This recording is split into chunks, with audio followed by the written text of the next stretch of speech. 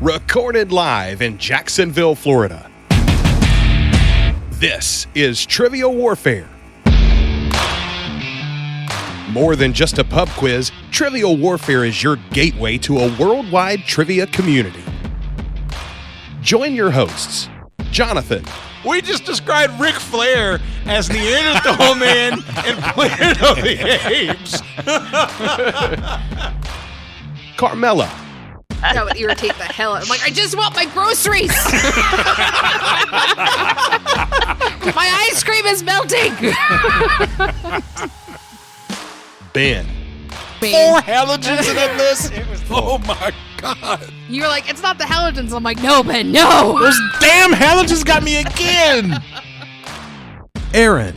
I haven't started cooking more, but I have started thinking about cooking more, so I've looked at a lot of recipes for things. Mostly cocktails. Zahkia. I'm a very happy evil genius. Yeah. And Nick. For all the listeners out there, if you spend enough money, you can be where I am today. And the rest of the Trivial Warfare Army for another week of fun and games.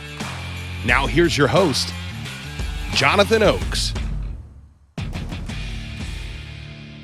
Hello and welcome back to another episode of Trivial Warfare. We are the podcast that takes the pub quiz out of the pub and brings it home to you. My name is Jonathan, and I am here today with Ben Young. Hello, Ben. Good morning. Good morning, sir. I am here today with Nick Groves. Hello, Nick. Hello, Jonathan. Hello, Nick. I am here today with Zahkia Mendoza. Hello, Zahkia. Hello. Hello. And I am here today with our special guest, Alan Kreisel. Hello, Alan. Good morning. Good morning, sir. How is everybody today? Doing well. I'm staying alive.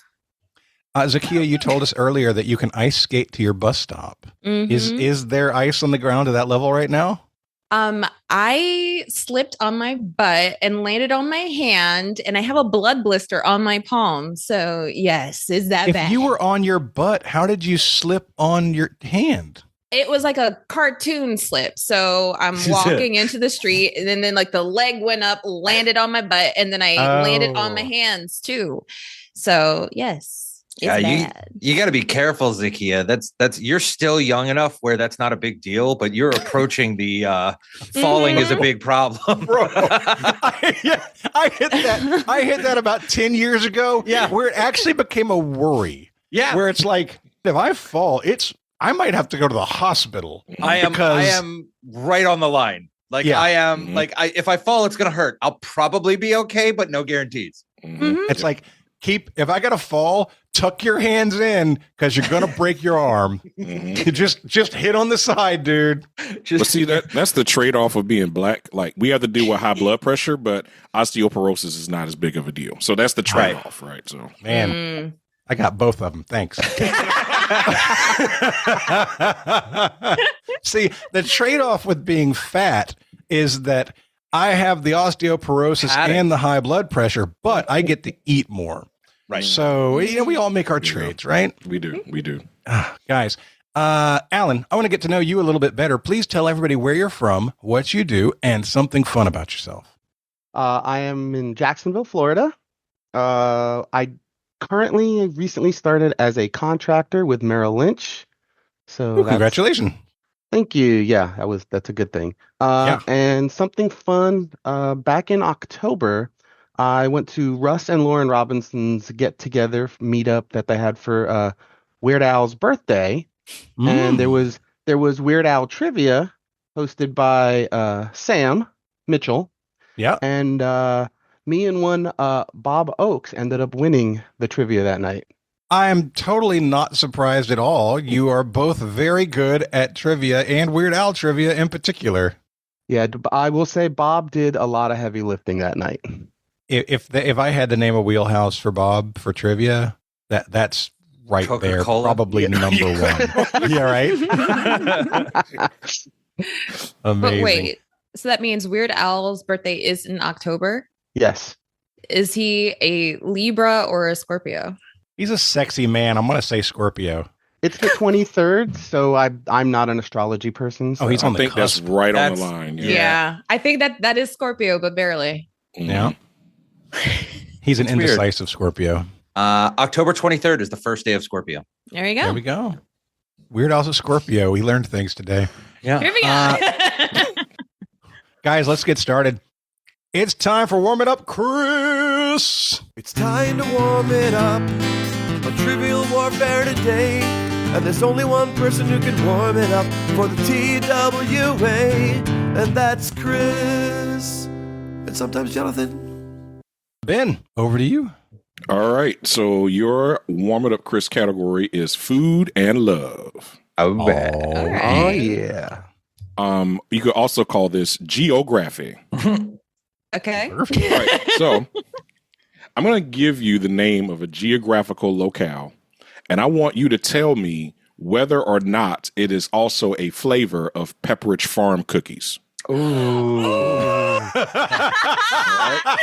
Yes.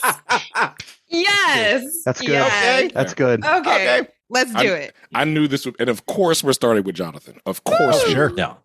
All right. So Jonathan, you get Milano. That's definitely Pepperidge Farms. Yes, it is actually. It's a whole sub brand of flavors under Pepperidge Farms, multiple Milano flavors. Isn't that the one like a chocolate bottom and a? It's a sandwich. Yeah, sandwich cookie. But they got a million different combinations of that. Yeah. And then they got dipped in all kinds of things. Yep. All right, Zahkia, you get Chesapeake. Ooh. That feels like it could be.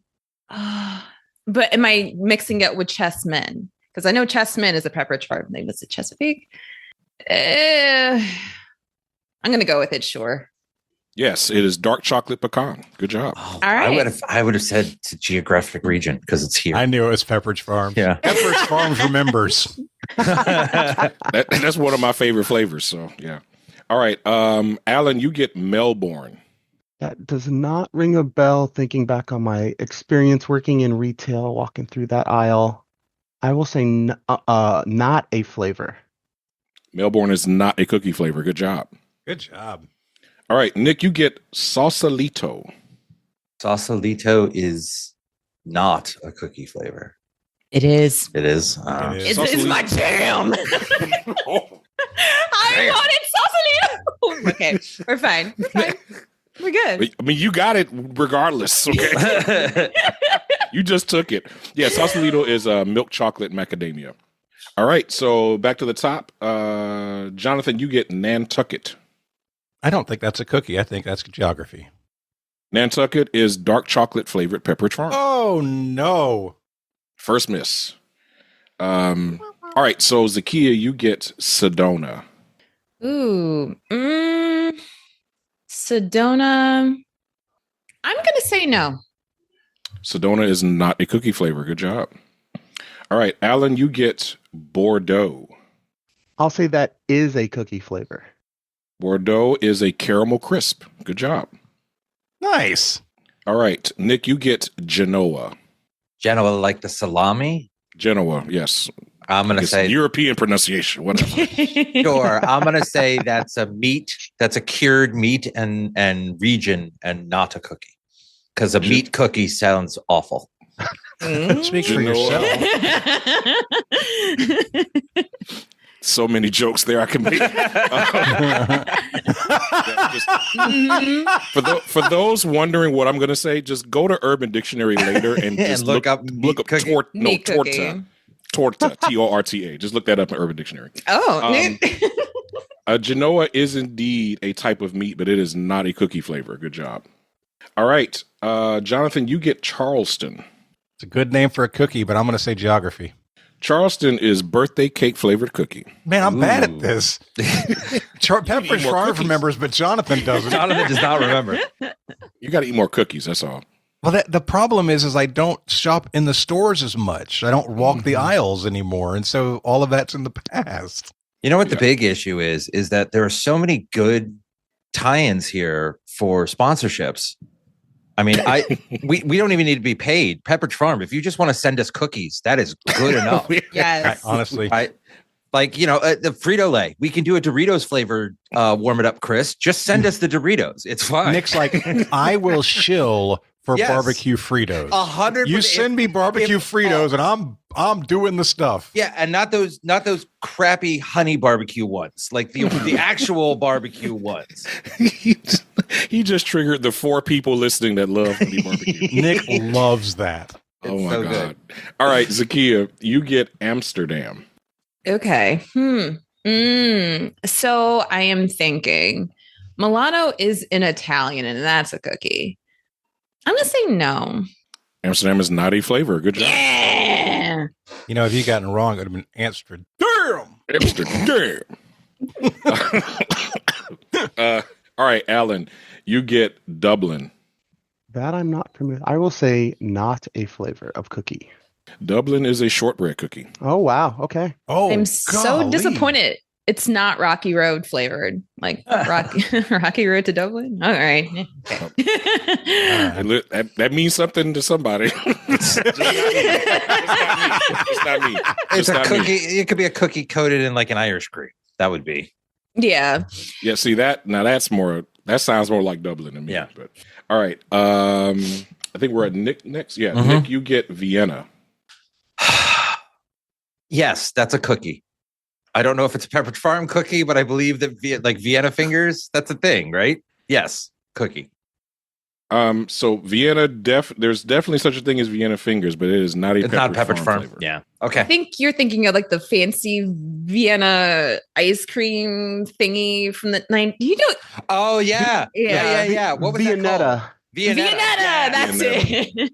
No, there's a Vienna fingers too. They're little sandwich cookies that are long. Oh yeah. I thought those were lady fingers. That's different. It's similar. It's similar. Okay. It's similar. Yeah, we used to Viennetta. We used to call that the rich people's ice cream when I was. Yes. That was the commercial. Yes. That was Yes. the commercial. Was that it? Yeah, went with like the Grey Poupon. Yeah, right. All right, Jonathan, you get Yo. Zurich. Trauma.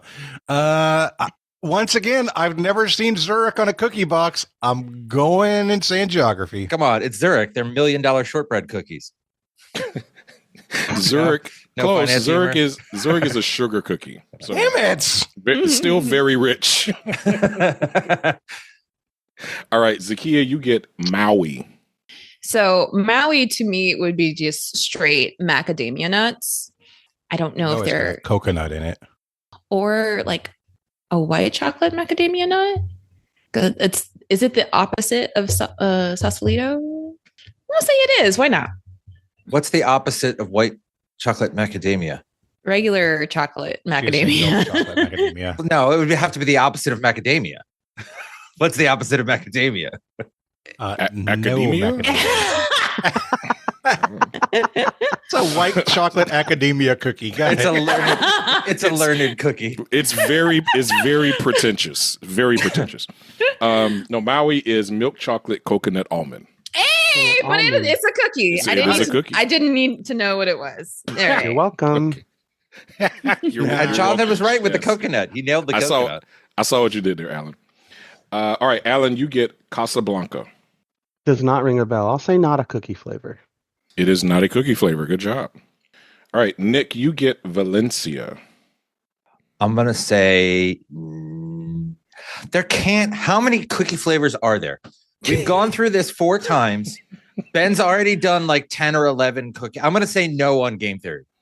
It is not a cookie flavor. Damn it! I've gone no on game theory 3 times. I will tell you that I had to. There are way more cookie flavors than what's on this list. There's a lot of them. Oh, really? Yes, there's a lot of them, like dozens. All right, Jonathan, last round. You Yes, get sir. Montauk. Montauk, a region in New York. I think that's a cookie. It is a milk chocolate cookie. Good job. There we go. Montauk right. sounds like a milk chocolate place. It does. Montauk is actually the original inspiration for Stranger Things. Mhm. The Montauk Oh. experiments. They honestly, their pilot or their first script, the name of the show was Montauk. Mm. Every time I hear that word, I think of the song Montage from Team America. You need a montage. All right. Zakia, you get Newport. A menthol flavored cookie. Exactly. That's exactly okay. Dane has a pair of Newport shorts. Like What? they're basketball shorts. Yeah, you but- get those by sending in the coupons from the packs. Holy talk about targeted advertising. Newport basketball shorts. He doesn't even smoke, but he likes the way it looks. And they are amazing. So you said Newport, I immediately thought of his shorts, but and then like You okay, Zahkia? You be all right? She's just thinking about Dane in shorts. I get it. Yeah. I'm gonna say no. So what upsets me about this is So many things. Are they mint cookies? Nothing says Newport like a dark chocolate with sea salt cookie. Like you're dark and salty. Like I feel like that's a little racist. I'm just saying. Wait, is that more or less racist than having it be a menthol flavored cookie? I mean, it could have been their Thin Mint. Yeah. Listen, if you've ever seen a Newport billboard, you've been in a black neighborhood. That's all I'm going to say about that. All right, Alan, yours is Santa Clara, a region you should be very familiar with. Yeah. Why not? I'll say it's a cookie flavor. It is not a cookie flavor. All right, and then Nick, you're going to round us out with Tahoe. Yeah, I think you went 50-50. I think you've heavily front loaded this. So I'm going to say no. I think this is a cookie. Tahoe is a white chocolate macadamia cookie. Yeah. That is my favorite of the cookies. It is literally white on white on white. Right. It's Tahoe. That's Tahoe. Tahoe. Yeah. Who knew Pepperidge Farms was profiling? That was your warm it up Chris question of the episode. I Good job, loved Ben. it. That was Thank you. good. That was Oh good. my goodness. All right, guys, this is episode number 562. That means we are on the main feed. So, hello, everybody. We want to remind you that you can get more Trivial Warfare if you want it. And why wouldn't you want it? Honestly, you've blown through all the episodes. You've listened to them twice. Why not go back and listen to the beginning? All you got to do is go to trivialwarfarearmy.com, sign up as a sergeant or higher, and you too can get access to our extensive archives of amazing episodes. So, trivialwarfarearmy.com, sign up as a sergeant or higher. Today's matchup, it's going to be a fun one. It is Nick and Alan versus Jonathan and Zahkia. Ben is hosting, and it's time to play the game. Players. Oh, yeah. Y'all know what time it is. This is Mr. Literature himself, cordially inviting you to the game. This is 6 rounds of trivia goodness. 3 questions per round. Every right answer gets you 10 points. In the middle, we'll take a pause for the cause and ask a midpoint question worth up to 20 juicy points. After round 6, you can wager any or all those points you've been building up and take a shot at the final round. It's a series of theme-based questions we call the Gauntlet. It's just that easy, baby. But this game ain't gonna play itself, players. Let's get it on. All right, round 1, question 1. Your category is, let's get presidential. President Donald Trump earned a bachelor's degree from what Ivy League university? And for 2 bonus points, what was his field of study? So what subject was his diploma in?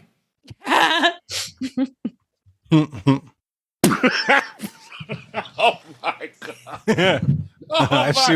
I assume Ben just looked at my chat. Yeah. It's gonna be one of those episodes. Okay. Yeah. I mean, listen, I chose to write a Trump question, so I get everything I deserve, okay? Mm-hmm.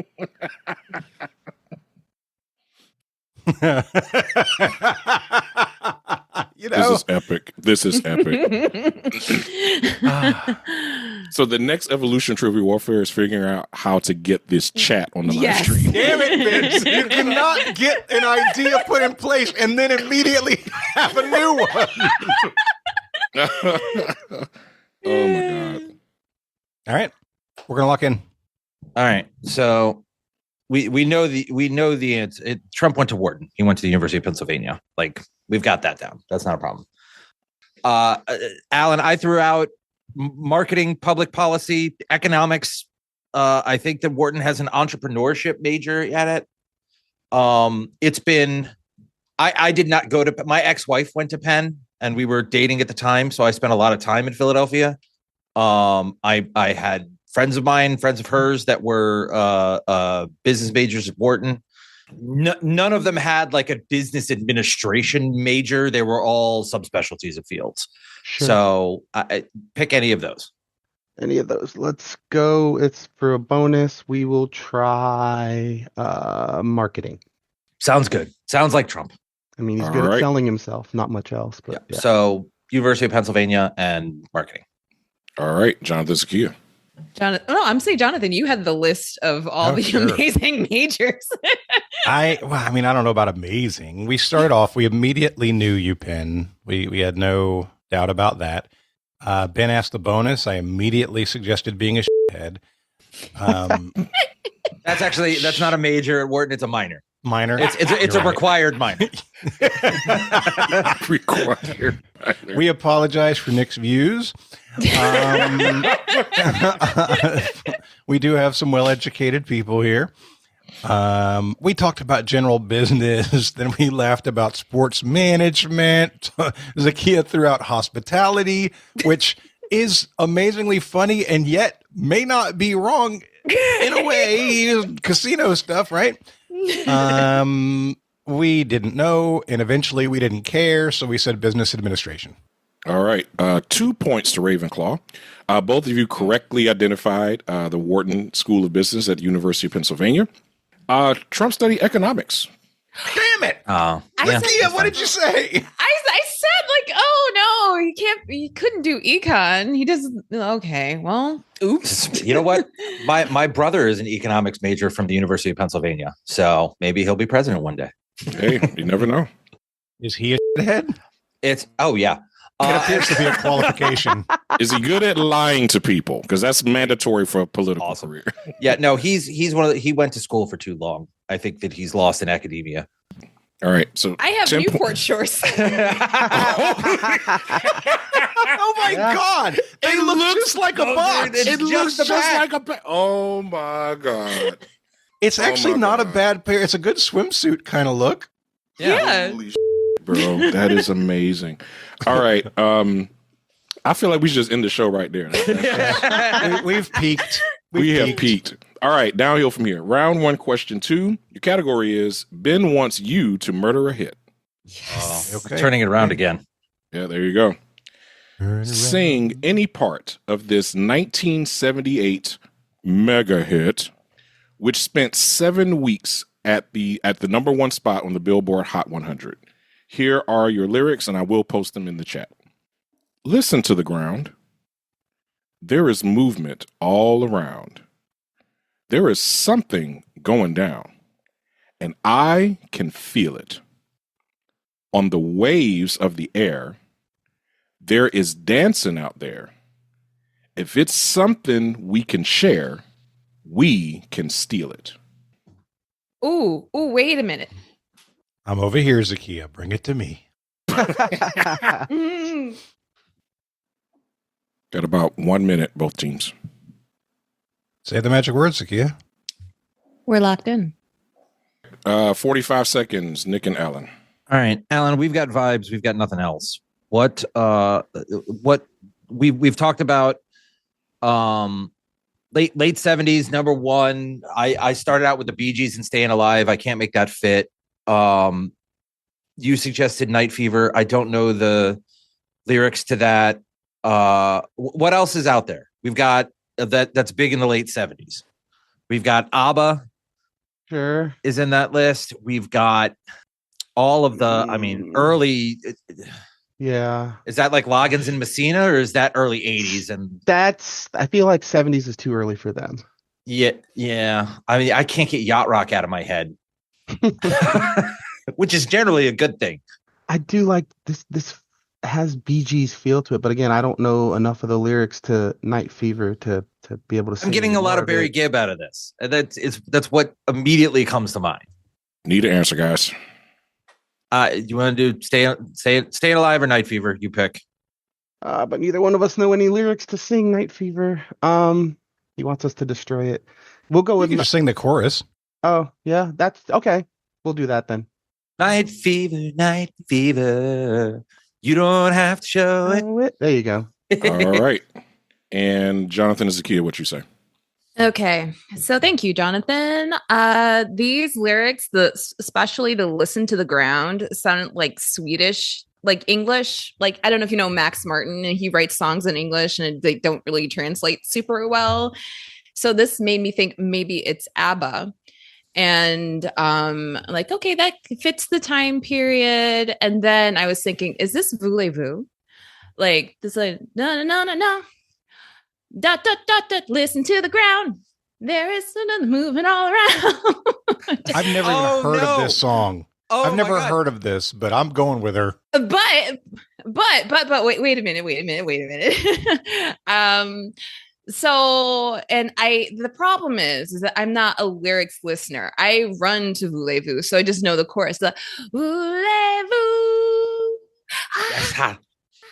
Yeah, and I love it, but I feel like this could be Voulez-Vous, so we went with Voulez-Vous. We did talk about For What It's Worth by Buffalo Springfield because of the something going down, but it's clearly not that because there's no reference to dancing in For What It's Worth. If there is, we're in trouble. I'm sure there's not. So Zakia's rendition, when you sang it the way you sang it with those lyrics, the Muppets immediately popped into my head. Like, is this the theme song to the Muppet Show? Because that would be awesome if it was. No, it's not. Like I can help you there. But it could be like a second verse, right? I want to say that I'm an idiot. And I say that because when Zahkia said Voulez-Vous, I thought she was doing the classic black slang of I'm just going to say words that are part of the chorus but are not the actual name of the song. And that, like y'all know, there's so many songs like that. Like Would You Mind? Like people think the name of that song is Would You Mind? But it's not called Would You Mind?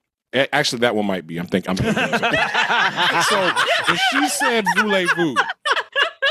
when she said Voulez-Vous, I started typing in Lady Marmalade because it's like, okay, Voulez-Vous coucher. I thought she was referencing that song. I had no idea. First. I had no idea Voulez-Vous was his own song. That means not right. That means it's not good. Yeah. All right. Let me go ahead and sing these lyrics for you. Listen to the ground. There is movement all around. There is something going down. And I can feel it on the waves of the air. There is dancing out there. If it's something we can't share, we can't steal it. Night fever, night fever. I told you it sounded like Barry Gibb. Who understands what a BG says anyway? That's what makes it a great question. Yeah. He's right. It's just a series of chirps, but okay.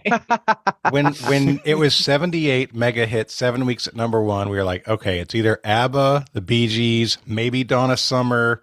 There weren't a lot of people that were going to have seven weeks at number one in that era. It's the Bee Gees. We went Bee Gees and ABBA instead of ABBA and the Bee Gees. Yeah. Last piece of color here is that this was the number one song in America when I was born. So special place in my heart. Good to know. All right. Your last question in the first round is Tribond. What word describes a New York City neighborhood, a film studio, and a Subaru SUV model? Yeah, we're locking. Okay. All right, John Zahkia. So Zahkia, you said Tribeca, and I like that, but it just hit me before we locked in quickly. I know Tribeca is a film festival. Is it a studio too? I was moving really fast and then like, oh yeah, I noticed it's film studio. Definitely a film festival. I don't know about studio. It could be. But so Subaru Tribeca. Is that a thing? Like it feels right. Like they have it an might Outback. Do they have a Subaru Hell's Kitchen? There's a Forester. Yeah, right? Forester. Yeah, Subaru Tribeca rings a bell, and Okay. Tribeca is definitely a New York City neighborhood. I wouldn't be surprised if a film studio Named literally named itself after the festival. Yeah, or just I grew up in Tribeca, so yeah, or it could be a film studio made by the festival people, Or made by Subaru.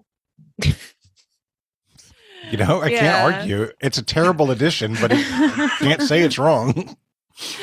Yeah, I'm trying to think of other New York City neighborhoods that seem like they could be car models. And Manhattan, the Subaru's Staten Island. Goodness, That car's not going to sell well at all. no. It's not. And you gotta pay the mob to drive it. The Subaru Battery Park. That's not even a neighborhood, but like, let's do a Tribeca. And that Subaru Tribeca sounds right to me. So lock it in. Nick and Alan. So yeah, as soon as you read the question, my immediate response to Nick was Tribeca ? And he goes, "That sounds really good. Lock it." So that's our discussion. I immediately went, wait, is that a festival and not you know what? I don't want to think about it. I think we should lock in. I think that thinking about this is going to lead us down the wrong path. Tribeca is indeed both a studio and a film festival, so it is the correct answer. Nice. All right, so Nick and Alan have 30 points at the end of round 1. Jonathan and Zahkia have 20. Round 2, question 1. Your category is science. Science. In the 16th century, what professor of mathematics at the University of Pisa is said to have dropped 2 cannonballs of different weights to demonstrate that their time of descent was independent of their mass? I want to know who's the name of the professor that did that. Got about 1 minute. 30 seconds. Stress. Okay. We're going to lock in. All right. Very quickly, Nick and Alan. Yeah, I just pick one of the names that we have. I wonder if it's the same two we were going back and forth on. It is. I guarantee We you. had one. Need an answer. Yeah. Yeah, it's the first name Nick came up with, which I actually went back to. So we're gonna guess Galileo. All right. What was the other one you were deciding between? We had 4 names in our chat actually. Okay, what were they? Galileo, Archimedes, Cavallari, and Da Vinci. Okay, so Zakia's like, hey, the airport for Pisa is named Da Vinci. So I feel like that might be it. And that's solid, but there was no other logic behind it. I felt like I had a memory of this being Galileo who did this experiment. I also felt really uncomfortable with the idea of Da Vinci being a professor of mathematics because he's so prolific around so many fields that requires a specialty, right? It's almost like he's a Renaissance man.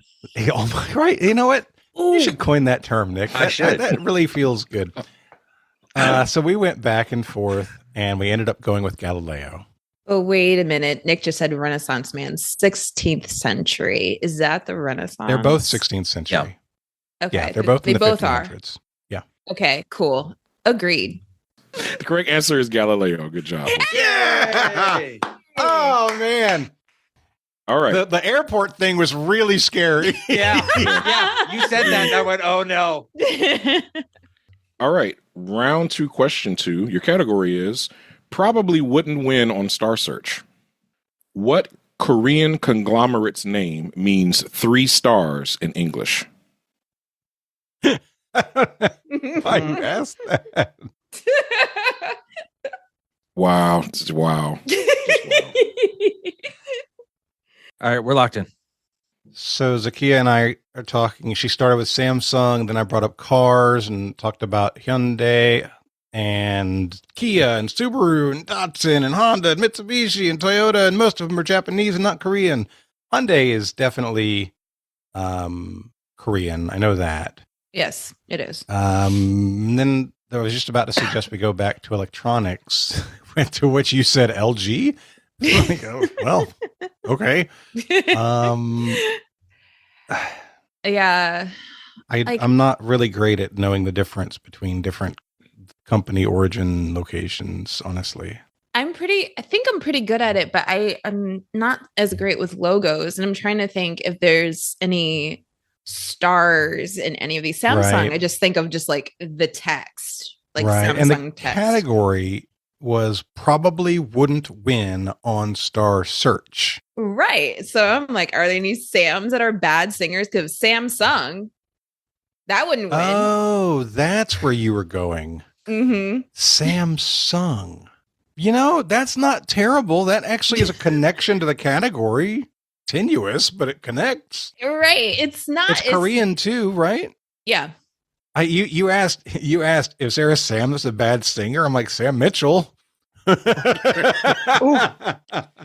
don't appreciate the Sam Mitchell violence. No, Sam's great. I haven't heard him sing though. He's great. But I don't know. I'm down for that. As long as you're confident Samsung is definitely Korean, we don't have a great answer. So let's go with the one that might be a good answer. All right, let's go with Samsung then. All right. Nick and Alan, what you say? So it's always funny to me how similar conversations are. Talk about Sam Mitchell too. We went directly. Actually, that's where we started. We started with, "Hey, have you seen Sam in a while?" And so I named Korean companies. It's Korean conglomerate. Let's go with Korean companies. We started with Samsung, and then I went to Kia, Hyundai, and LG were the four that we came up with. So then we started talking about logos. I said the Hyundai logo is just an H. The Kia logo is the word Kia. The LG logo is like a face with the L and the G like worked into it. And I said that leaves Samsung. And Alan goes, okay. Pretty much. So Zahkia has pulled a Ben. She has used completely incorrect logic to arrive at a correct answer. Yes! Correct answer is Samsung. So the clue probably wouldn't win on Star Search refers to the fact that Samsung means 3 stars, which is an above average score on Star Search. 4 stars is a perfect score. Got it. You misinterpreted the clue into a right answer. I'm very proud of that. Thank you. That's better than correctly interpreting the clue into a wrong answer. Facts. I'm just glad the answer isn't Kia because naturally, as a Zahkia, I have beef with the whole Kia company because people have called me Zahkia Rio, Zahkia Sorrento. Like it's so bad. Also, go ahead. And their new logo looks like the 9 Inch Nails thing. It's very confusing. So it's terrible. Also, we know that we know how much love that all Detroiters have for non-American vehicles. So that's pretty legendary. All right. Round 2, question 3. Your category is the opposite of fat. On the TV show Saved by the Bell, what is Slater's birth first name? God damn it. Nick said this out loud to me in a game a couple of weeks ago. I don't know what it is. We're locked in. Yeah, of course you are. Yeah. So Zahkia, the name, his initials are A.C. Slater. A.C. Slater. Yeah, I know. I had a crush on Slater. Right. Yeah. So what's his first name? You think you're special?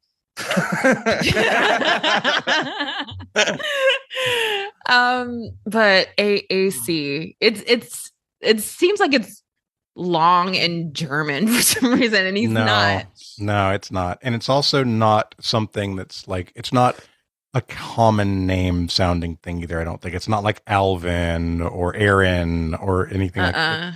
It's Aloysius. How about something Spanish or Mexican? I don't think it is. I think like the rub is that, you know, he is brown, but the name isn't very brown. Like the whole name.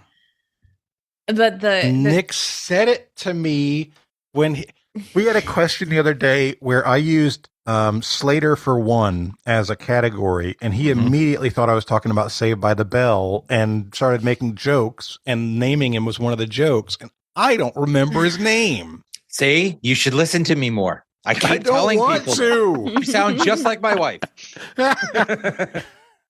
You've said that before. Sarah and I have a lot in common putting up with you. Oh, Bruh. Okay. Both by okay. choice. All right. Ugh, Slater. Like, maybe they did like opposite of thin. Albert. No, opposite of fat. Opposite Oh, of good fat. point. Good point. The opposite of fat. Skinny. Thin.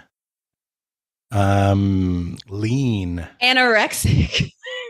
Jesus. Anorexic Slater. His parents did not. Anorexic Chlamydia Slater. Okay. Yep. Writing that one There's down. the show title. That's the show title. Oh, ick. And it wouldn't be not in Spanish because like opposite of fat in Spanish is flaca. Oh, 1 minute. His Albert. birth first name. Oh, is he he was military. He wasn't adopted. He was military brat. Yes. He was a military Was he brat. adopted too? I don't know.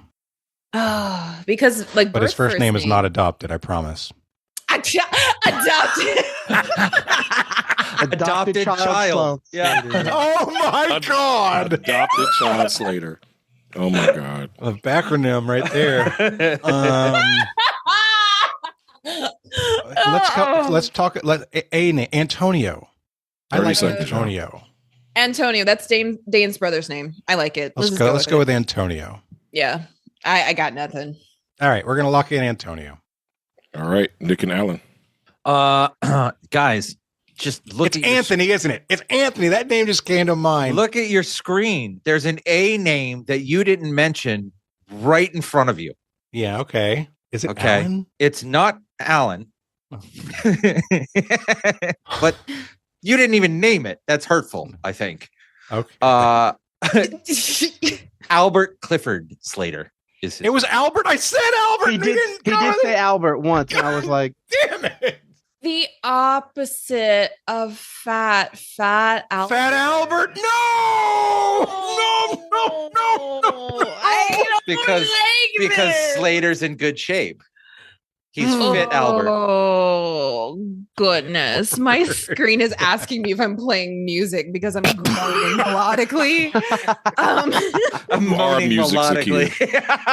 Zahkia is music. She doesn't play music. I can't believe we missed that. Okay. Yeah. So for the record, correct answer is Albert. Hey. It's That was a fit, great Albert. category name, Ben. he was thank you. adopted and a military brat. Adopted He was child adopted. Slater. That's his name. Adopted child. No, well, listen, adopted child Slater is a funny joke, but I'm telling you right now, this show title is going to be Anorexia Chlamydia Slater. If somebody comes up, listen, if somebody comes up with a better name than that, I will pay you my salary from the show personally. Like, Wow. it's amazing. Oh wow. In the Zoom or not Zoom, in the YouTube chat, Red October 25 pointed out, oddly enough, in Japanese, 3 stars is Mitsubishi. And that's correct. I felt like, honestly, I only put it in our chat because I felt like it had something to do with that name, and the logo is 3 prongs in 2 different directions. Yes. That's crazy. So at the end of the second round, Nick and Alan have 60 points. Jonathan and Zahkia have 40. I don't like their lack of missing questions, honestly. It's not fun. Agree to disagree. Indeed. All right. Round 3, question 1. Your category is odd couple.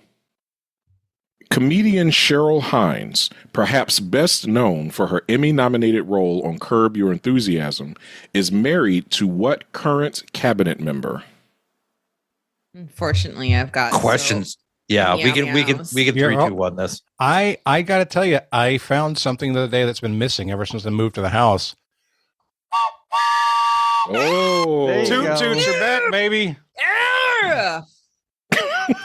We can 3-2-1. I think we can. Yeah. 3, 2, 1. RFK Jr. This is correct. Yeah, I didn't know this. I found this out recently. One of the shows my family likes to watch at dinner time is I Can See Your Voice. We're going back and watching older episodes. And Cheryl Hines is a mainstay on that show, and she's hilarious. And then I don't know how I found out, but like I was watching a YouTube podcast, and I learned that she was married. She's been married to RFK Jr. since like 2014 or something. They've been married over 10 years. And I was like, man, that seems like a strange pairing in my mind. Maybe it's not as strange to other people, but that's because you're not thinking of him as political celebrity royalty. You're not thinking of him as a Kennedy. Yeah. You're thinking of him as who he is and not as a Kennedy. Round 3, question 2. Your category is sports ball. Sports. In November 2025, Dak Prescott passed what player to become the Dallas Cowboys' all-time passing leader? And Ben, just for specifics, do you mean in yardage? Total yards? Passing yards, yes.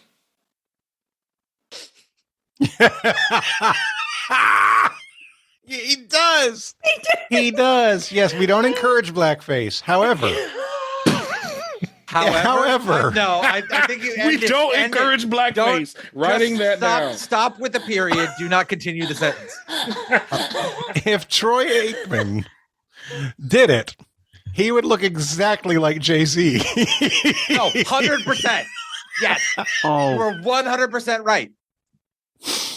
And I named a quarterback, but you guys knew that one already, so no worries. Oh my God. That was Zakia's joke. I just said it out loud. Man, I'm going to text my brother-in-law right now. That is so good. Hold on. I'll find it. I'll wait till the end of the question, but I'll find it. But there's a comparison out there.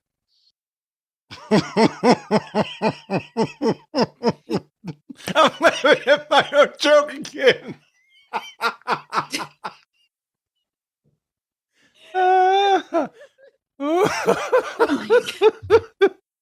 Oh God, I'm stupid. Wow. No, you're fine. Well, whatever you're laughing at, I don't know if you typed it, but I'm laughing at my joke from earlier. Oh, from earlier, for the Jay-Z, yeah. Yeah, we're locked in. Okay. It's either Troy Jay-Z, Aikman. what did you say? Yeah, right? That's us, Jonathan and Zahkia. Oh wow.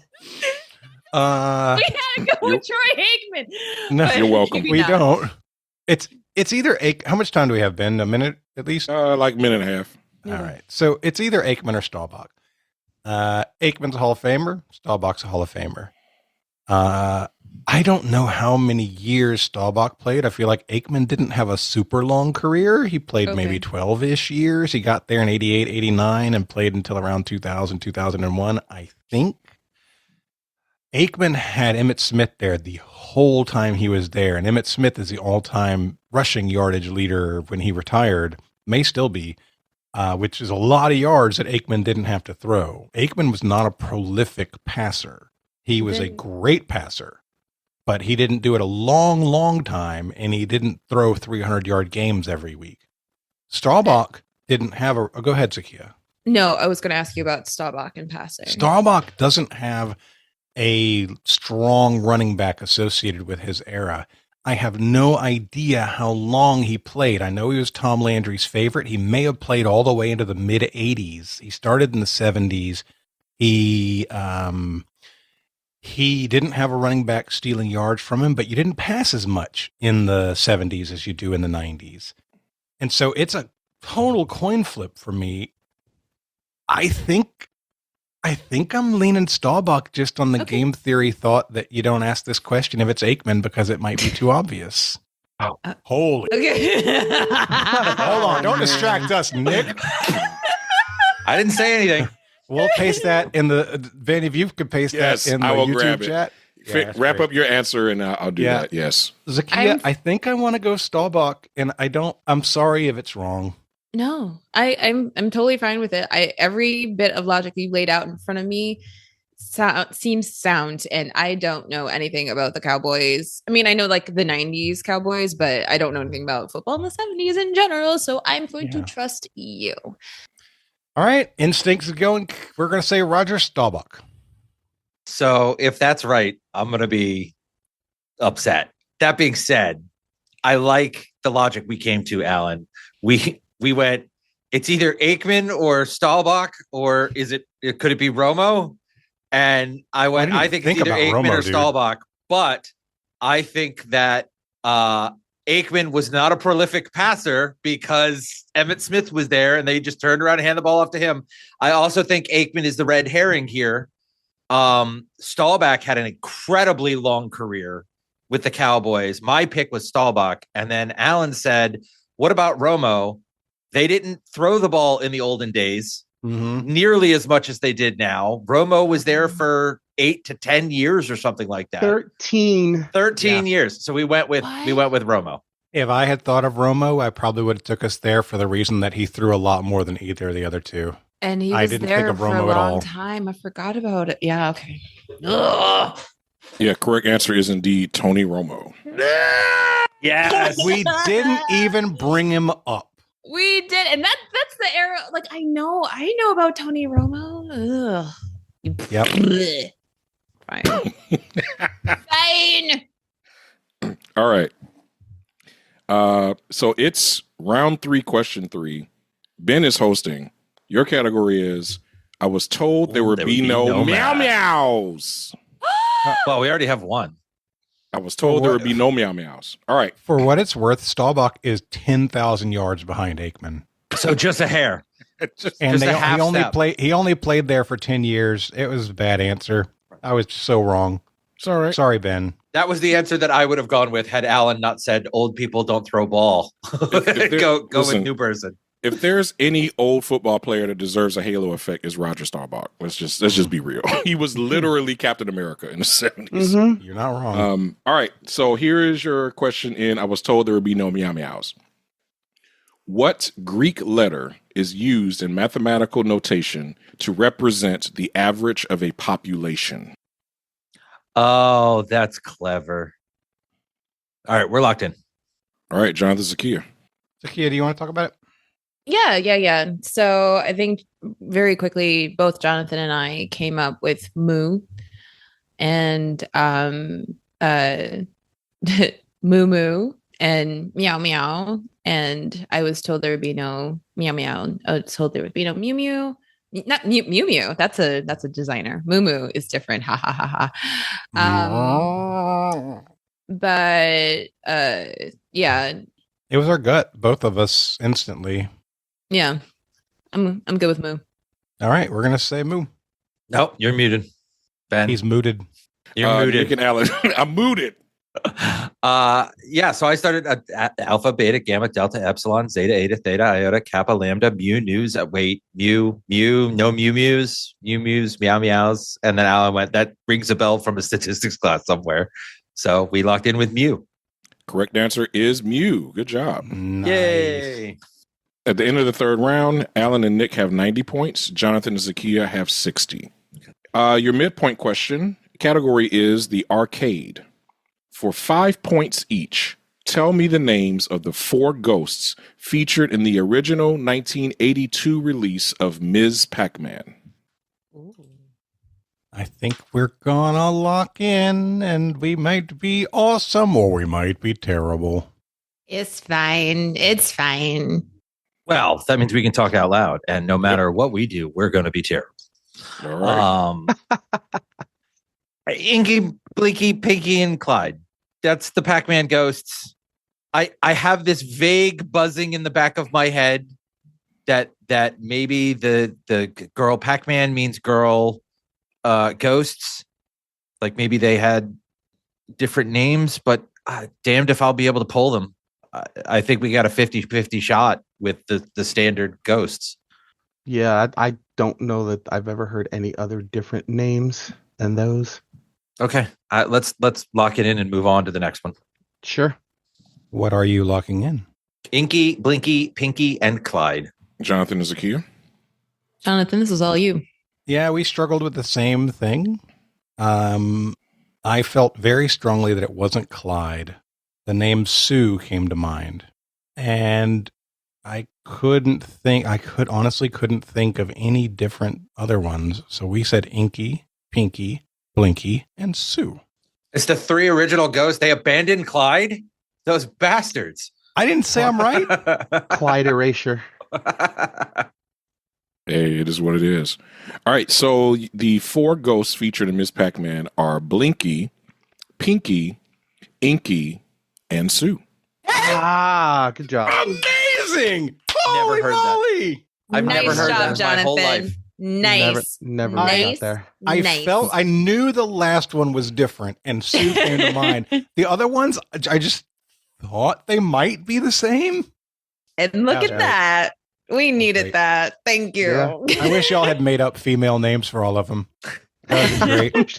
I'm sure you do. It's Karen, Susan, Bethany, and Tiffany. Nikki Bates in the YouTube chat said Sandy, Candy, Mandy, and Dot. That's great. That's amazing. Dot's a great name.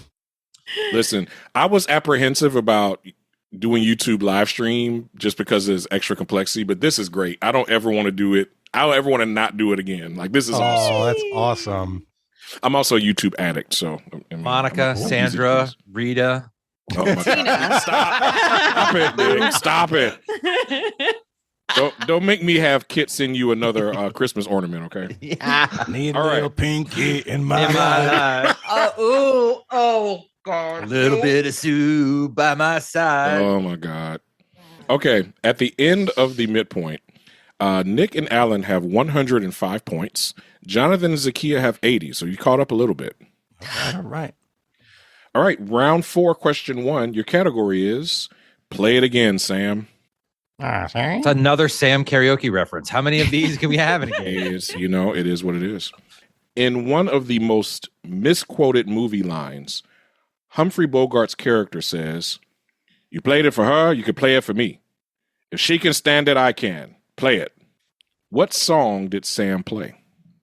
We will not be locking in with Mambo number 5. All right, we're locked in.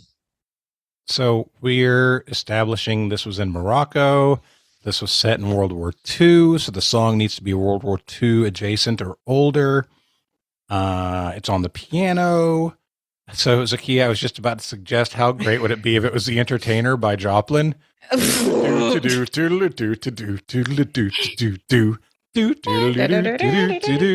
that'd be amazing, but I'm sure it's not that. In the Hall of the Mountain King. I love In the Hall of the Mountain King. Like, this would be something that we know. It's got to be political, right? So if Was it's got she to be like a German spy or something in this movie? I don't know. It's like I felt like France was somehow involved. So I kind of jokingly said the La Marseillaise, like the French national anthem. Mm-hmm. But like da da da da da da da da da, but like that. Why? Didn't feel right. But I mean, Morocco was like a French protectorate. Yeah. It belonged to, so like maybe that's why it's coming to mind. And I know France is somehow involved in this movie, but I don't know. The quote is so weird. It's taken out of context, right? If she can stand it, I can. Meaning this is something terrible. This is something torturous for her to hear. I'm going to put up with it too. Right. That's why Mambo number 5 came into mind. It's like, is this an annoying song? I like Angela, right? Pamela, Sandra, and Rita. Oh my God. Stop it, Nick. God damn it. I don't know. Maybe it's something that was pleasant in her childhood. Maybe it's something German. What German songs do you know? Like For Elise? I said Beethoven? In the Hall of the Mountain King. No, it's not German. That's Norwegian. Everything by Mozart? No, he's Austrian, right? Bach. One minute, guys. 1 minute. Right? That's a German song. It's Beethoven. Or it could be another Beethoven one. I mean... What about the U.S. national anthem? What about the French national anthem? That's why I said the Marseillaise. I know. That's not the kind of song you play in a bar. Yeah. It was Sam Malone, and this is Take Me Out to the Ball Game. Cheers theme song. Take Me Out to the Ball Game. Take Me Out to the Ball Game. All right. I don't know. Okay, Zahkia, do you want to say La Marseillaise? Let's say La Marseillaise. I don't feel great about it, but No. Okay. That's what we're saying. I'm just going to type in Lamar, whatever Zahkia said. All right. Nick and Alan, what did you say? Have neither one of you seen the movie? I haven't. I fell asleep. It's not. Okay. good to me. That's fine. It's you played it for her. You can play it for me. If she can stand it, I can too. It's their song. Their song as a couple, and they're not together anymore. Okay, that makes sense. So it's hurtful in that hearing it reminds him of her, and they're not together at the end, right? It's Spoilers, you must remember this. A kiss is just a kiss. A sigh is just a sigh. It's Time Goes By is the name of the song. And I know the song.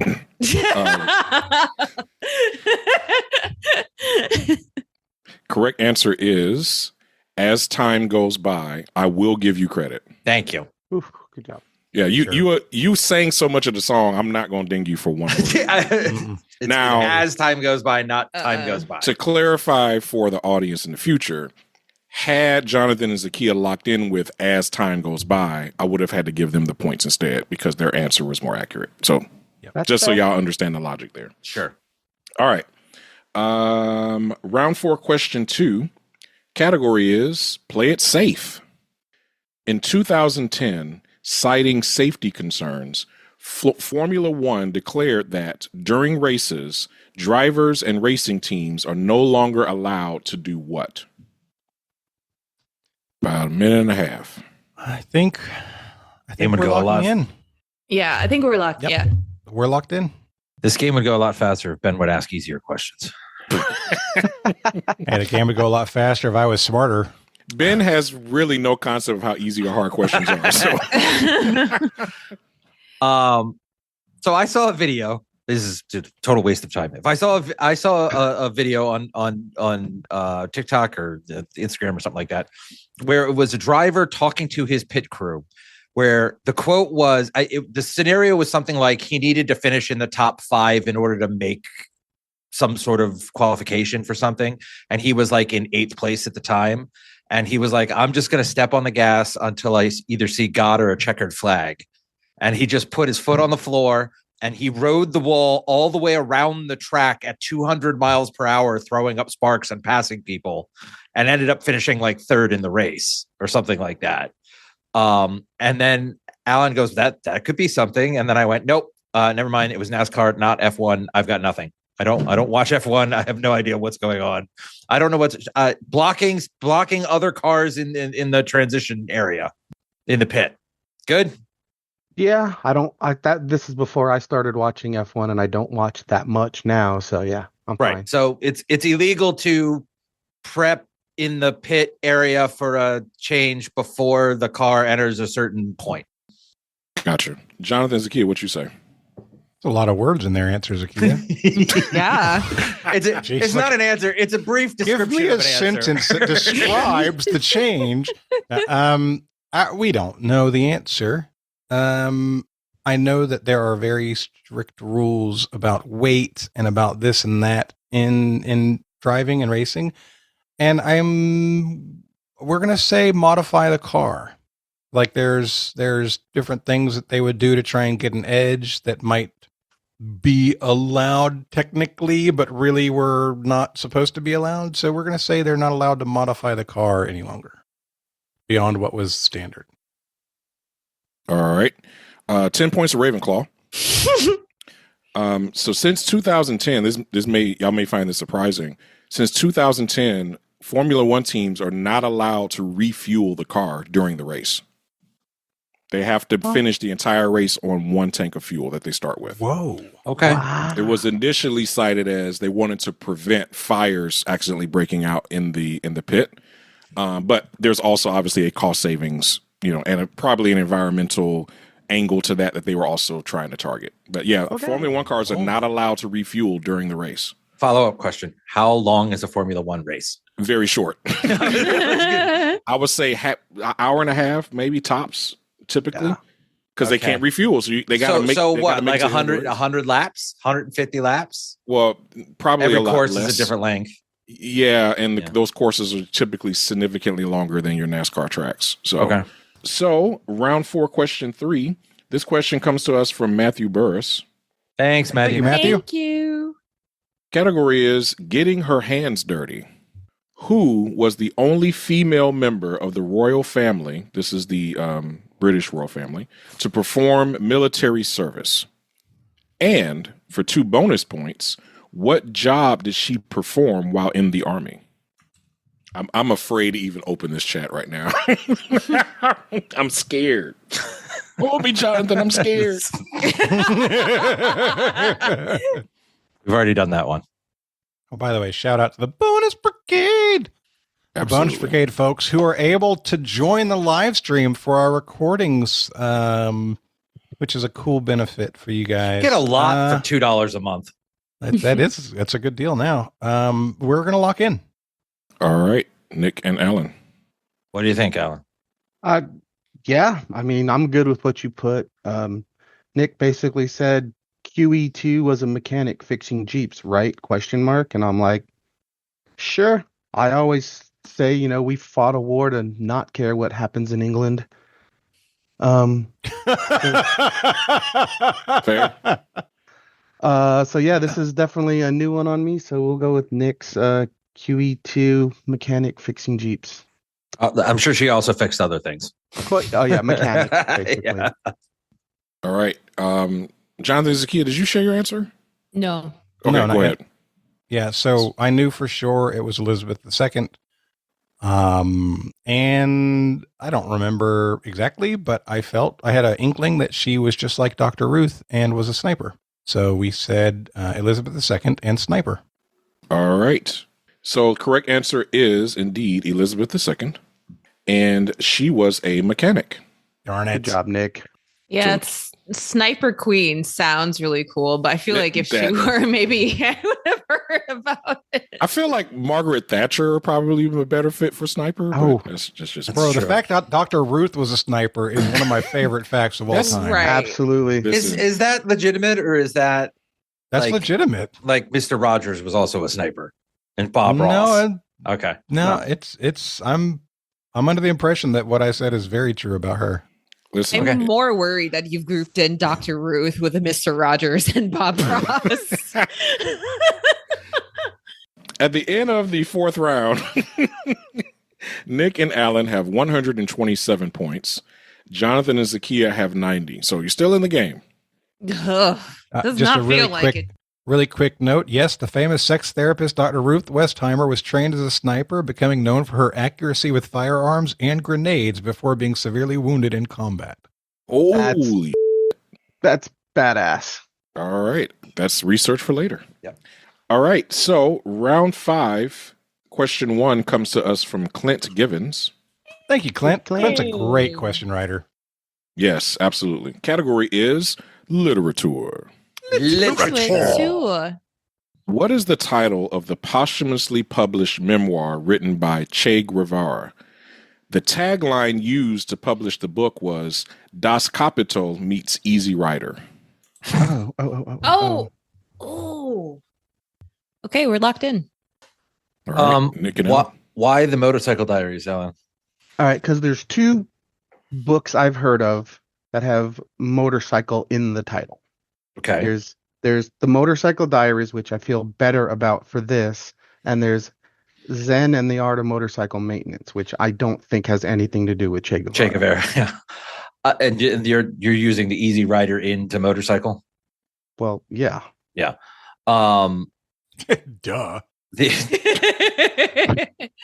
Yeah, I'm pretty sure that there's a memoir. I thought it was just titled Che, like A Revolutionary Life or something along those lines. So I've never heard of this other one, but it's memoir, not autobiography. Right. That Che thing could just be a bio that someone else did. Yeah, no, that makes sense. Yeah, I'm fine. I'm fine with Motorcycle Diaries. Let's go with that. If you know it's a book and it's in my head, it has an association with him. Sure. Yeah, go with it. That's just like in my head, Che goes with Che Guevara. Well, sure. So sure, we'll lock in with the Motorcycle Diaries. I don't even know what happened there, but I heard your answer. Jonathan Zahkia. Zahkia, I had absolutely no idea, so please be brilliant. Yeah, so I know a couple things about Ernesto Che Guevara, and this book, I remember that it's about his early life in Argentina, and how he was studying to be a doctor. And then he's like, oh, I'm going to leave everything behind and get on my motorcycle. And I think it is the Motorcycle Diaries. And I think it's also a movie with maybe Gael Garcia Bernal or Diego Luna, one of them. But yeah, I think it is the Motorcycle Diaries. So we locked that in. The name of the Che Guevara memoir was The Motorcycle Diaries. Yeah. Wow, good job. No. All right. and I are being carried. Go. Hey, that's some heavy lifting. Strong back. Round 5, question 2 also comes to us from Clint Givens. Thanks. Your Again. Category is movies. What 1998 film ends with the following lines? You want another slice? No, I'm okay. What else is on? Yeah, let's see. Where's the TV guide? I'm chatting in the wrong chat. Sorry, it's my fault. It's my fault too. All right, we're locked in. Okay. Right. So I'm speculating that this feels like one of those things where it's a loop, where the movie starts with this, and then some crazy adventure happens, and then comes back, and the same people go back into the same room and do the same thing they always have. Hey, do you want another slice of pizza? No, I'm okay, blah, blah, blah, right? Like their whole life is always this generic thing that always happens, and there was some crazy adventure in the middle of it. That's the vibe I'm getting. You know what's funny? You said slice. Your brain went to pizza. Yeah. Like my brain went to pie. Okay. Okay. So like that's like you said Teenage Mutant Ninja Turtles. I'm like, huh? Okay. Okay. If you're thinking yeah, pizza. usually slice is going to be indicative of pizza for me in my mind. I mean, yeah, you have a slice of pie, but nobody, I don't know. I don't feel like that's normally how you'd say it. Yeah, I guess to me, what stood up, like the slice thing didn't, like they're eating clearly while they're watching TV. Yes. So I'm just thinking, what like shows that are involving watching TV or like a TV, like. Yeah. So that's and why you mentioned I was Pleasantville, but Pleasantville's the old school TV, and they're in the movie, they're in the TV. But they were watching TV and they got sucked into that old TV show. But you're talking about Tobey Maguire and Reese Witherspoon. I don't see them sitting on a couch asking if somebody wants another slice. That doesn't feel right at all to me. Yeah. So yeah. But the only thing I had was the Truman Show, and that is a like notorious weak spot for me. And I think that movie ends with him like, "Hey, I'll see you later. Good night." What about Dumb and Dumber? Maybe Dumb and Dumber too. Dumb and Dumber was earlier than that. Was it? Right. Because that's the kind of movie I feel like this is going to be. Like they start with that, and then they do their dumb thing, and Beavis and Butthead Do America. 1 minute, guys. Shiggity. I feel like this is a duo. I feel like it's two people, and I feel like they're probably losers. I'm making broad assumptions. That's why I came up with Dude, Where's My Car? Okay. That's why I came up with Dumb and Dumber. It's why I came up with Beavis and Butthead. I feel like it's something like that. I don't think it's a group. I think it's two people who love to watch TV, probably. I have no idea. I mean, there are a lot of movies like that, but 1998. I don't know. Need an answer. Damn it, Jonathan! You shoot out something because I led us wrong with ABBA. I don't know if you have or not. Okay, with ABBA, yeah, you did. Yeah, I did. That was totally on you. Oh yeah, no, that was completely yours. Yes. What was the first? No, you didn't like that. You didn't like that. I guess we're gonna say whatever the last one, the one I said before. What did I say? I don't even know what I've said. But let's say Dumb and Dumber. Jonathan's gonna say Porky Pig. Dumb and Dumber 2. Dumb and Dumber 2. Okay. All right. Man, Jonathan, your description triggered so many thoughts in my head of like what kind of movie, like a Waiting for Godot style, like loop back to the beginning. The first thing that came to my head was like, oh, what was it? Was it like a Shaun of the Dead or like a Hot Fuzz? Like it so could easily have been that, right? That's your description was 100% right. That being said, this line hit me really hard when I saw it in the movie theaters for the first time. Basic Instincts. Yeah, that wasn't a line. Wow. The basic scenario is Truman said his goodbyes and the feed cuts to static. And then they go around to all the people watching the show. And basically they were like, all of this trauma, this guy's entire life has been broadcast since he was a baby. And then the only line is like, all right, what else is on? Like it had no effect on the viewers. So we locked in with the Truman Show. God, you said it 3 times, Zahkia. Why didn't we just go with that? It didn't even come to mind when I was thinking, what did we talk about? Alan literally went, Zahkia keeps saying it and Jonathan keeps not acknowledging it. It's God. Okay. But, it could be anything. Let's find out what the answer is. Ben? Sure. So those Jonathan was kind of on the right track with saying it's probably 2 guys talking to each other. It is 2, they're either security guards or they work at the jail. And a show was going off and one of them asked, do you want another slice, asking about pizza. And then they asked, what else is on? That was the last scene in The Truman Show. I've never seen it. It's good. Sure. It is if you just want to see someone be gaslit for 90 minutes straight, that's basically the whole movie.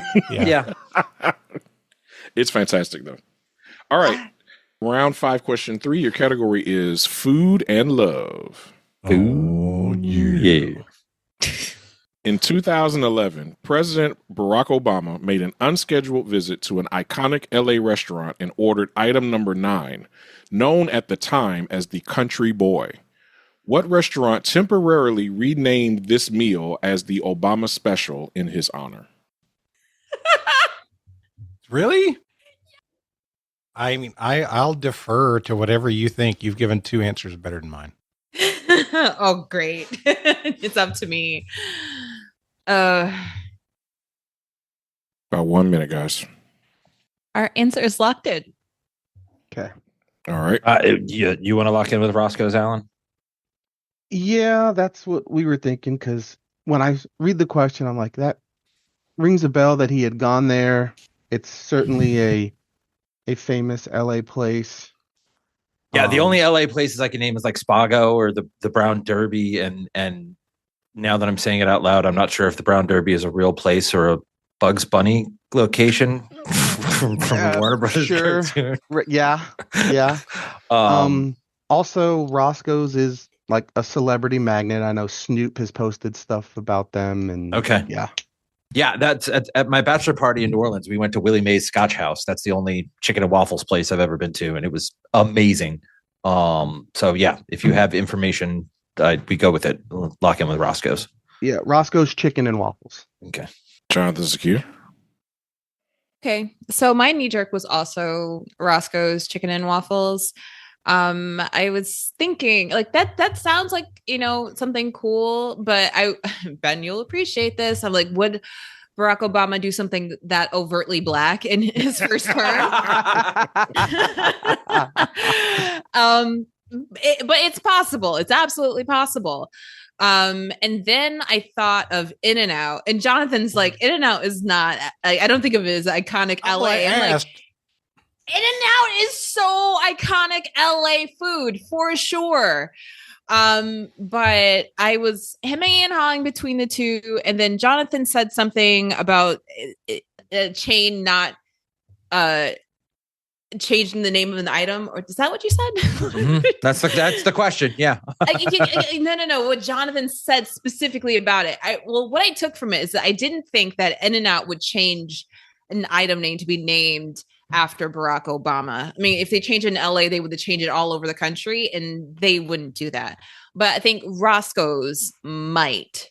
So, I just didn't like the idea of it being a chain. Like I said, I have a bias with the question. Iconic restaurant doesn't feel like it would mean a chain, but they have something called a number 9, so that feels like fast food. So my logic contradicts itself. I can't be useful here. But if you go to diners, like at least the diners here, they do have numbered items, so that still checks for like Roscoe's. We went with Roscoe's chicken and waffles. I'm just gonna say after listening to all of that, now I want to lock in with Waffle House, which would both be iconic and a chain and have numbers and Not have LA. a country boy and have blah blah blah blah blah. Yeah, the only My thing first statement was Cracker Barrel has a country boy breakfast. yeah. They sure do. Fair. So the first time I went to LA was for work. And on my way flying out of the LAX, I wanted to stop and get some food. So I kept hearing about this place, sat down, and sure enough, I look on the menu and there's the Obama, which is 3 chicken wings and a waffle. It is Roscoe's Chicken and Waffles. Yeah. Good job, Zahkia. Thank I was you. like, they got an item named after the president. Of course I'm ordering that. And I love chicken wings. And I got to the counter, and the whole wall behind the counter was plastered with pictures that people had taken of Obama, leaving the restaurant with the to-go bag, getting into the limo. All right. So at the end of round 5, Nick and Alan have 157. Jonathan and Zahkia have 110. We've crossed 100. Yay. They're There you go. killing us. All right. Round 6, question 1. Category is sports and leisure, heavy on the leisure. Spleasure. In November. No, I don't think that one's not going to catch. No idea. I liked it. All right. In November 2025 in Accra, Ghana, Adam Logan defeated 6-time champion Nigel Richards to become the WESPA world champion of what game? Give about 1 more minute. All right. We're going to lock in. Okay. Okay, quickly. Yeah. All right. We'll lock in with paper football. Okay. All right. Cool. It's a game. Right. I was watching the National HVAC Championships last night, where they were installing air conditioning systems on CBS Sports. They've really. I'm not joking. I was watching it last night. Not. I was talking about it in the group chat. They've really taken the ESPN, the Ocho thing too far, and have gone like I've been watching like Chinese bed making finals and Nick, I hate to interrupt, but this is the part that we need to speed up on.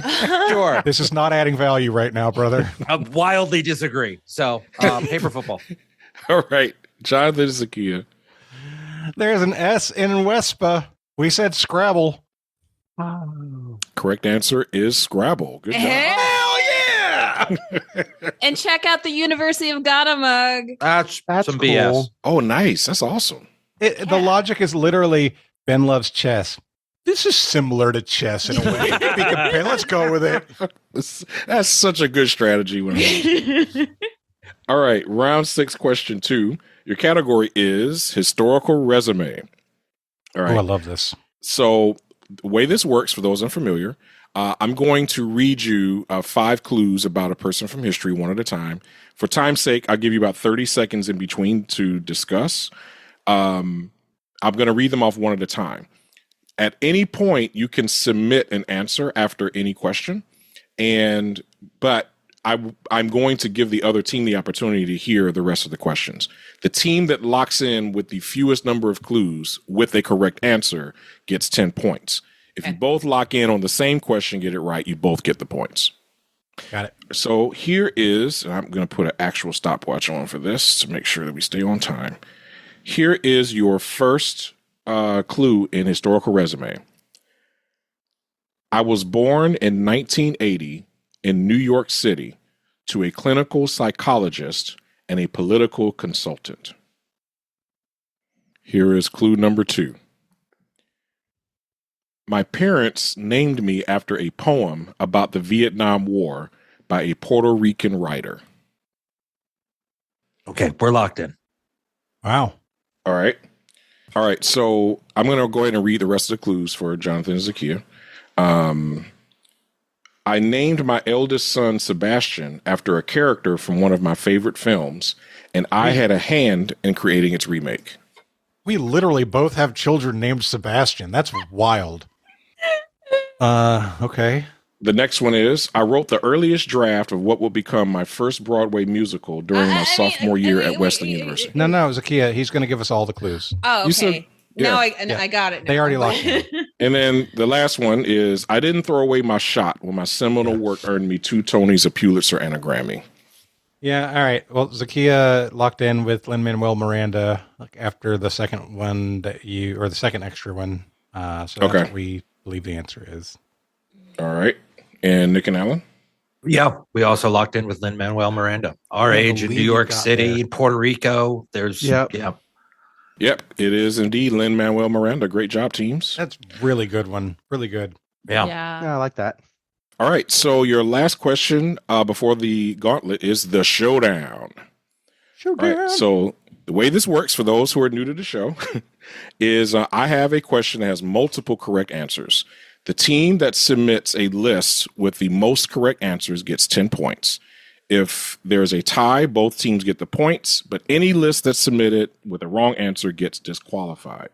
Now, Jonathan and Zahkia, since you're trailing, you get to choose a category between mega hits and leisure.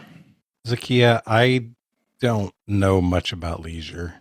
I can do mega I hits. know you don't like lyrics, but you do know a lot about music. We can do mega hits. All right, let's All do right. mega hits. All right, so here is your mega hits question. They call him the king of pop for a reason. I have a list of 13 Michael Jackson songs that reached number 1 on the Hot 100, according to Billboard.com. Ben, do you include work with other artists, or does it have to be him alone? Other artists can be included. All right. We've got about 30 seconds left, so go ahead and start compiling your final answers and submit them to me, or just paste them in your chats. Okay, got your final list. Nick, did you send me your answers? Oh, you want us to send them to you? Okay. Yeah, I need to see. Oh, you're cheating, man. You've been taking an extra 2 minutes. This isn't all right. a shootout. This is a showdown. All right. Sorry, I had it in another window. I was making notes. I thought we were going to read them off. Whew. All right. Oh, wait. Is it a shootout or a showdown? The showdown. Okay. You're not reading anything. Oh, I am. We are wildly screwed. So you got to listen, dude. All right, I'm going to start with Jonathan Zahkia because I calculated yours already. You submitted 8 answers. Bad, Beat It, Billie Jean, Don't Stop Till You Get Enough, The Way You Make Me Feel, Black or White, Man in the Mirror, and Dirty Diana. All 8 of those were correct answers. Yeah! I feel like Say might be right too, but we didn't want to risk it. Yeah. So Nick and Alan, I think this is 10 answers. Billie Jean, Beat It, Don't Stop Till You Get Enough, Man in the Mirror, Black or White, Ben, Rock With You, Say, Bad, and Dirty Diana. All 10 of those are correct answers. Wow. Ben was right. Yeah, no, that was the one I was I did not confident know. in. And say, I really felt like that was right too. So I thought this was a shootout. So I was just writing out stuff that I thought could be there, and I didn't think of say until Jonathan asked if there were other artists included. And when I said that, I went, "Oh shoot, Alan, what's the one with Paul McCartney?" And Alan said, "Say." I mean, it doesn't matter. You got us by 2. I thought they were going to fall into the thriller trap. My commentary is about that, because when I wrote this question, I was play testing it, and I was asking different people. It's like, yeah, Thriller is definitely not on that list, and I had the list, and I looked at it again and realized I may have just written the most unintentionally diabolical trivia question of all time. Truly, not for me. Y'all snuffed it out. So if you look at our chat, for the first thing I said was I love that everybody's doing these now, thinking that it was a shootout, and then I wrote Thriller, Billie Jean, Beat It, Don't Stop Till You Get Enough. I started writing out the list. And then I transferred it over to an Excel document and started copying back and never made it to the top. So you accidentally forgot to submit it accidentally left incorrect. off Thriller, but Thriller was my number one answer and I accidentally left it off. You son of a gun. That was my top answer. That was the first thing I wrote. First thing. And I forgot to include it in the final list that I cut and paste. What are you going to do? Try and text out of Excel next? Okay. Going into the gauntlet, Nick and Alan have 177 points. Jonathan and Zahkia have 120 points. So at this time, both teams will have an opportunity to discuss their wagers for the gauntlet category, which is high IQ. All right. Our wager's locked in. All right. We're locked in. Okay. Here is your first question in the gauntlet high IQ. What actress and Mensa member starred alongside Samuel L. Jackson in The Long Kiss Goodnight? We're locked in. Yes. We are locked in. All right. Second question. On the TV series Get Smart, what was Maxwell Smart's agent number? It was almost certainly higher than his IQ. We're locked in. Jonathan, this is the part of the show where we need to hurry up. You're not adding any value. Dude, I've heard enough out of you. All right. Thriller. Last question. Stop it. Last Know what we question. locked in. Our answer is locked in. I don't know if we said that. You locked in the best possible 2-digit number.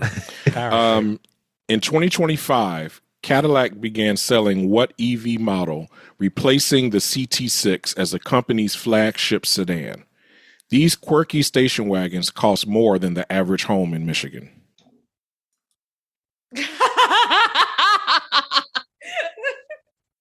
Yep. All right, we're gonna log in. I can't even follow that chat. Good chat, Ben? Yeah, it is good. I just can't follow it. Go ahead, Nick and Alan. Sure, we're locked in.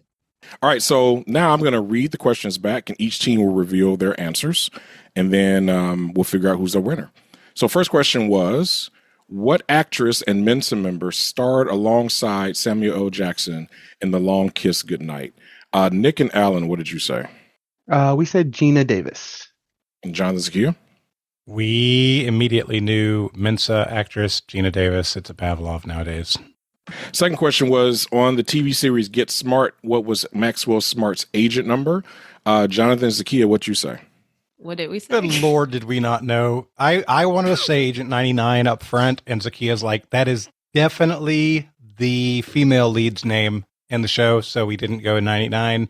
We were left adrift, so we went 69. Yep, that's what I always do when I'm left adrift. Nick and Alan, what you say? I grew up watching Get Smart with Don Adams, and Barbara Feldman was the name of Agent 99. Diana Rigg was a Bond girl. And also in the Avengers. Yeah. The not the Marvel Avengers. TV show. The Spy Avengers. Yes. Umbrella Avengers, as I like to think of them. But Jonathan is right. It's a spoof on James Bond. And the main character, Don Adams, was 86th a lot. 86 is Secret Agent 86. And the last question was, what new EV models Cadillac started selling? Alan and Nick, what did you say? We said the Celestique, ending with a Q. It's something I had seen recently, and that was the only thing that got me there. Yeah. All right. And Jonathan Zahkia? I mean, we didn't know, right? We never heard it. Zakia's from Detroit, and she wasn't sure. I can tell you that they are not around on the streets a lot. But I have heard of like a new EV that has a dumb name. All I could pull it was dumb. There you go. So we figured that's like a G6. So we said G6. Nice. And that's not as bad a guess as people would think, because that is a legit like GM model. That is a Pontiac. All right, so here are your answers. So yes, indeed, Gina Davis did co-star alongside Samuel L. Jackson, Long Kiss Goodnight. Maxwell Smart's agent number was indeed 86. And the ridiculously ugly new Cadillac model I was referring to is the Celestique. So that's a full sweep. The wagers don't matter, but we'll have Nick and Alan talk about their wager. We went for the lockout. We bet 64. We thought that they would bet 0, but we just wanted to make the math easy. And Jonathan Zahkia. We indeed realized that there was no point in wagering because if you bet the lockout, you would and missed it, you would finish below where we were, but not very far below. So we bet 0. So the final score of 241 to 120. Nick and Alan are your winners. Good job. Yay. Man, the Celestique is on the inside, it's amazing. And on the outside, it's hideous. Yeah. It's terrible. That was my first thought when I saw a picture of it. Yeah. Wow. Good game, guys. That was a strong performance. I feel like we didn't even have a chance halfway through the game there. Yeah, me too.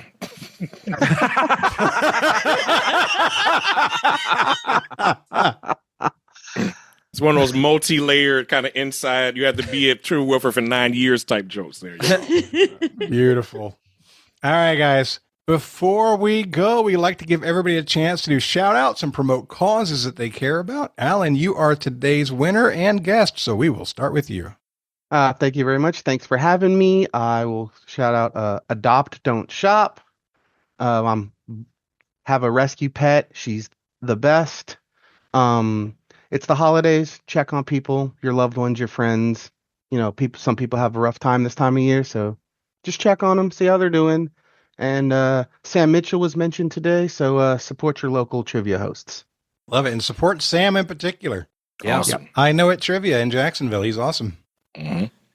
All right, guys. That's going to wrap us up. So for Nick, for Alan, for Zahkia, and Ben, my name is Jonathan, and this has been episode number 562 of Trivial Warfare, where it's not just trivia, it's war. Bye, everybody.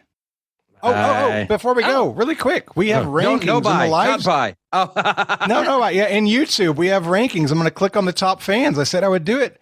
Number 1 top fan is Red October 25. Number 2 is Nikki Bates. And number 3 was Amanda Catone or Catoni. I'm not sure how to pronounce that. We're not sure. Cat one. or Amanda Cat one. Yeah. Could be that. Could be any of those, but thank you. Could be that. Thanks for everybody who participated in the live stream. I hope you guys enjoyed that. And we'll see y'all next time. Bye-bye. Bye. Bye. Thanks for listening to Trivial Warfare. Be sure to check out the revamped TrivialWarfare.com as your one-stop shop to submit questions, join the community, and get access to over 150 archived episodes. Warm It Up was written and performed by Matthew Stevens. This episode was edited and produced by me, Joel Sharpton. For help with your podcast, visit ProPodcastingServices.com.